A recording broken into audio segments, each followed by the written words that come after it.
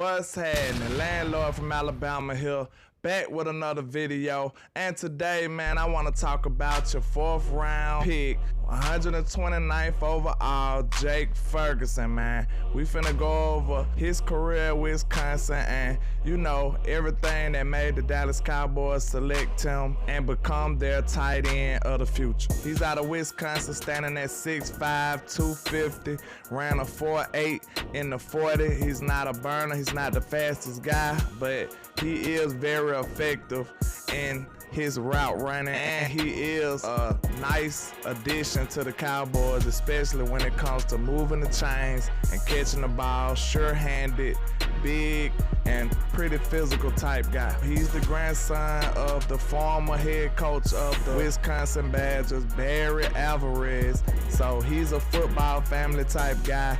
You know, he was in the stroller with a football in his hand. You know, they had drills going on his 2nd birthday type vibes, man. So, you know, he is a football guy through and through.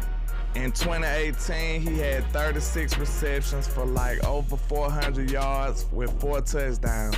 In 2020, he only had 30 receptions for 305 yards, but it was only in 7 games, probably because it was a shortened COVID type season. He probably didn't get to fully finish his season out. But you know, he does hold a record for consecutive catches, man. Being with the Badgers, he had a catch in more games consecutively than anybody. So as far as it go for the tight end position, he's a pretty outstanding talent. At Wisconsin, it was basically, you know, him or bust. Like, they had a quarterback named Mertz, I believe. He was very inconsistent. He was under duress half the time, and you know, he barely got a chance to actually have production. He didn't have consistent quarterback play, so a lot of that was basically on the offensive line and the quarterback play.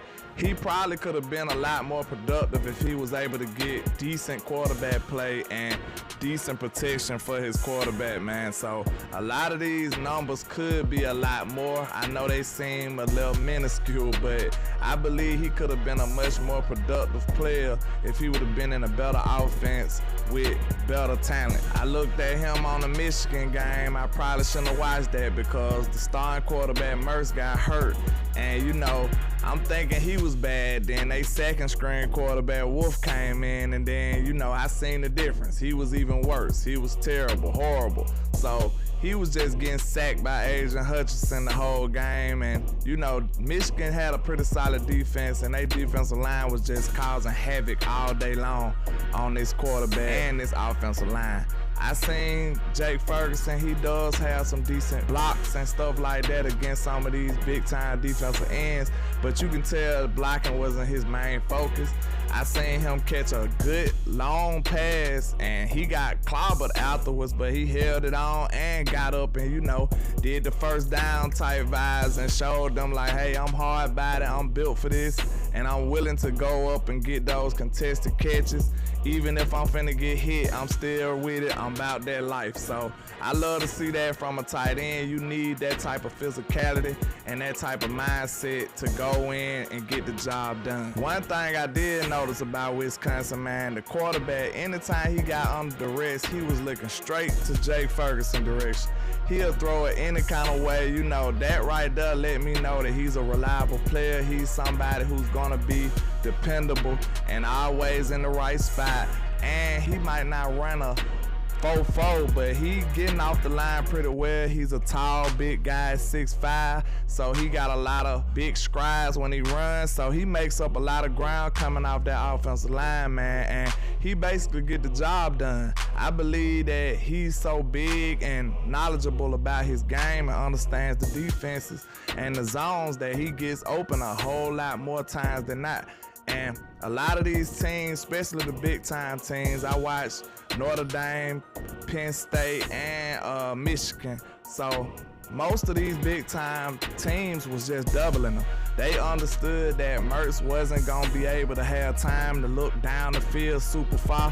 And, you know, Jake Ferguson was just the money in the bag guy. He was the chain-moving guy. He was the 5-yard out, 5-yard in, 5-yard hitch. All those routes was his bread and butter, man. He was bringing home the bacon with those types of routes, man. He was really making a living and making a killing with those type of moves, man. That was really where he shined at the most. I didn't see too many routes with him going up the seams or anything like that, but he did have a few catches like that. But one thing I can say about him, I didn't see him fumble many balls. He is very sure-handed, and he doesn't mind going up into these, treacherous type situations and coming down with these catches, man. That's what you're gonna need from a tight end in the NFL. You gotta realize that you will get hit, and you're gonna have to have the mentality to go up and get the ball regardless of the situation. So I think Dak Prescott is gonna love this guy, man. He got a lot of good characteristics, and he was on a bad Badgers team, in my opinion, with limited other offensive weapons. So basically he was the main focus.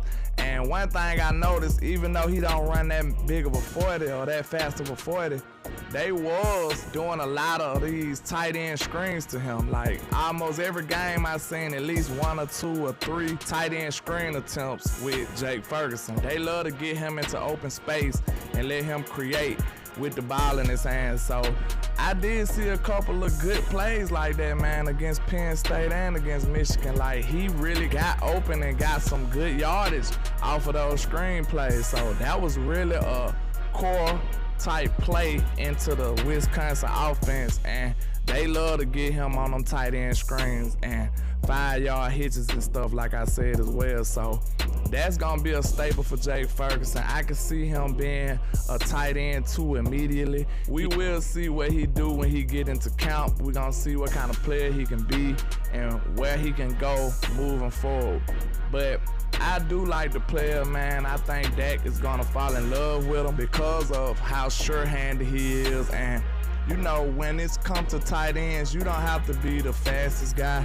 Long as you can understand how to use your size and be smart and, physical, you can play a long time in this league, man. All it takes is to be big, physical, and understand these defenses, where to sit inside of these zones and be effective and help the quarterback move the chains. And also have some dependable hands, and he got all those tools, man. So I think the sky's the limit for him. I believe he can be a solid player for the Cowboys for years to come. But that's all I got for you, man. Just holla at your boy, Landlord from Alabama, with the same handle on all social media, man. And like I say, 1K, 1 love, Cowboys Nation. Let's go.